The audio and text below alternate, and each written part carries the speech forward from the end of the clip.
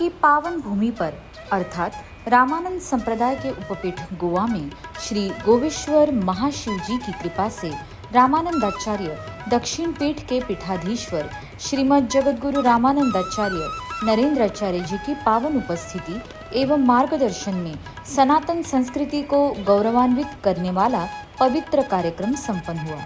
अज्ञानवश अथवा विभिन्न परिस्थितियों के कारण अपनी सनातन परंपरा और सांस्कृतिक मूल्यों से दूर हो चुके कुल 115 परिवारों ने श्रद्धा, विश्वास और आत्मीय भाव के साथ पुनः अपने सनातन धर्म में विधिवत घर वापसी की। इस घर वापसी कार्यक्रम के माध्यम से जो लोग अपनी सनातन जड़ों से दूर हो जाते हैं, उन्हें अपनी मूल आध्यात्मिक परंपरा, शाश्वत सिद्धांत समझाते हुए पुनः अपने मूल धर्म से जोड़ने का निरंतर प्रयास श्रीमद जगतगुरु रामानंदाचार्य नरेंद्राचार्य जी के पावन मार्गदर्शन में कई वर्षों से किया जा रहा है। 14 जुलाई 2026 के दिन पुनः एक बार गोवा में लगभग 115 परिवारों ने अपने सनातन धर्म को पुनः श्रद्धापूर्वक स्वीकार किया। शास्त्रोक्त विधि से शुद्धिकरण संस्कार संपन्न कराकर उन्हें दैनिक पूजा, प्रार्थना और सनातन जीवन पद्धति का महत्व समझाया गया। इस अवसर का औचित्य था विशिष्टाद्वैधिष्ठित गुरु तत्व प्रधान आत्म साक्षात्कारवाद सिद्धांत के अधिष्ठाता अनंत श्री विभूषी जगतगुरु रामानंदाचार्य नरेंद्राचार्य जी का भव्य समस्या मार्गदर्शन एवं दर्शन समारोह। इस समय गोवा राज्य के सम्माननीय मुख्यमंत्री माननीय श्री डॉक्टर प्रमोद जी सावंत तथा अन्य गणमान्य अतिथियों ने उपस्थित रहकर समारोह की शोभा बढ़ाई।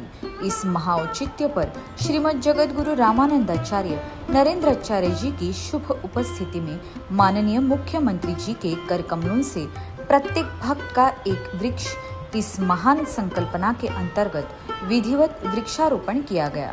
वृक्षारोपण के इस पावन संकल्पना के माध्यम से प्रत्येक व्यक्ति को प्रकृति के प्रति अपने उत्तरदायित्व का स्मरण तथा पर्यावरण संरक्षण के लिए सक्रिय सहभागिता का संदेश दिया गया। उपपीठ पर सुबह से ही समारोह की भव्य तैयारियां चल रही थी। हर और श्रद्धा एवं उत्साह की अनुपम छटा दिखाई दे रही थी। वेद मंत्रों के पवित्र निनाद, ढोल ताशों के मंगल ध्वनि में परम पूज्य जगतगुरु श्रीमद रामानंदाचार्य नरेंद्राचार्य जी का भव्य आगमन हुआ। मुख्य द्वार पर सुहागन माताओं ने औक्षण कर भक्तिभाव से उनका स्वागत किया।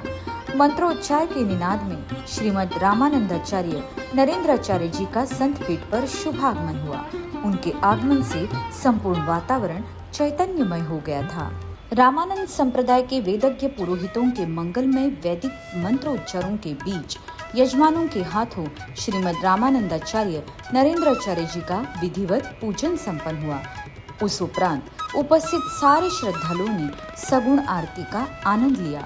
तत्पश्चात भक्तों के हृदय की उत्कंठा जानकर प्रभु रामानंदाचार्य नरेंद्राचार्य जी ने अमृतमय प्रवचन करते हुए कहा, त्यावेळेला हाच प्रकार झाला, जो आता प्रकार झाला तोच प्रकार झाला त्यावेळी जर विरोध केला गेला असता, कडाडून विरोध झाला असता तर पोर्तुगीजांना इथं राज्य करणं शक्य झालं नसतं।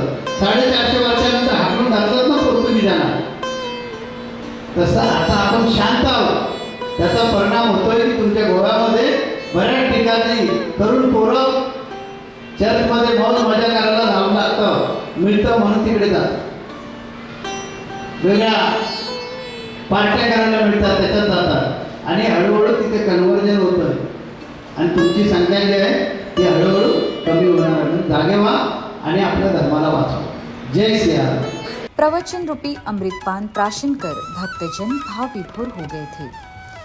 उसके बाद समारोह का महत्वपूर्ण पड़ाव आरंभ हुआ। समस्या मार्गदर्शन एवं दर्शन का अत्यंत सुव्यवस्थित एवं अनुशासित रूप से दोनों तरफ कतारों से भक्तजन श्रीमद रामानंदाचार्य नरेंद्राचार्य जी की ओर बढ़ रहे थे।